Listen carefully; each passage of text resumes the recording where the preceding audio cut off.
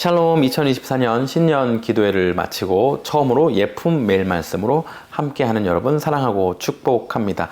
오늘은 1월 8일 월요일인데요. 오늘부터 함께 묵상하실 본문은 신명기입니다. 여러분, 이 신명기는요, 듀트로노미라고 하는데 두 번째 율법이라는 의미를 갖고 있습니다. 왜 두 번째 율법일까요? 첫 번째 율법은 출애굽한 이후에 시내산에서 받은 율법이고요.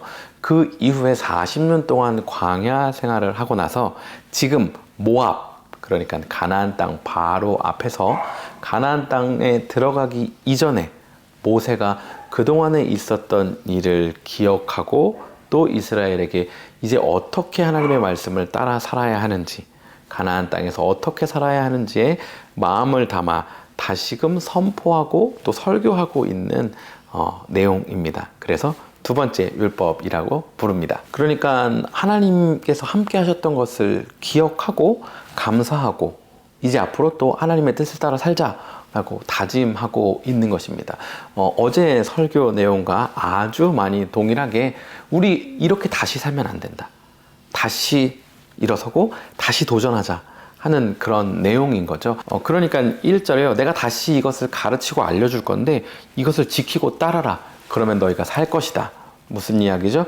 생명의 주관자 되시는 분이 하나님이시다. 너희 삶이 하나님께 속해 있음을 기억해라 라고 말하고 있는 것입니다. 또한 9절 말씀에 마음을 지키고 그동안 일어났던 것을 기억하고 너만 기억하는 것이 아니라 자녀에게 함께 그것을 나누라고. 그러니까 이 경험한 하나님의 은혜를 대를 건너 흘러가도록 하라고 말하고 있습니다. 여러분, 저는 오늘 이 말씀을 가지고 함께 좀 도전하고 싶은데요. 우리가 하나님의 은혜를 경험하는데 이것이 우리 안에만 머물면 안 됩니다. 부모가 되신 분들은 자녀에게 그때의 아빠가, 그때 엄마가 이런 어려운 일들이 있었다? 그런데 하나님을 의지했고 하나님께 기도하고 아뢰니까 하나님이 이런 응답, 이런 삶을 허락해 주셨어 하고 나누어서 하나님의 그 은혜가 흘러가도록 해야 하는 것입니다. 부부 안에서도 마찬가지고요. 교회 공동체 안에서도 마찬가지고요. 직장과 학교, 여러분이 속한 공동체 안에서도 여러분이 경험한 하나님을 계속해서 기억하며 나누어야 하는 것입니다. 여러분, 그러려면 여기 한 가지 전제가 있는데요. 이 위기 가운데, 우리 삶의 어려움 가운데, 그러니까 광야 가운데 하나님께서 베풀어 주셨던 그 은혜를 경험해야 하는 것입니다. 그러니까 견뎌내야 하는 시간들이 있다라는 것입니다. 여러분, 작은 것이지만요, 힘들고 실패한 것 같지만요, 다시 일어나서 도전하고 그곳에서 하나님을 경험하면요, 그러니까 광야 가운데 만난 하나님이 있으면요, 그것이 우리 삶의 힘이 됩니다. 자양분이 됩니다. 그러니까 또 다른 광야 앞에서, 또 다른 어려움 앞에서 이겨낼 힘이 생기는 거죠. 그러니까 이긴 놈이 또 이기는 거예요. 이기는 사람은 늘 이기는 것입니다. 지는 사람은 늘 지는 거예요. 여러분, 그럼 앞으로 졌으니까 난 또 지겠네요.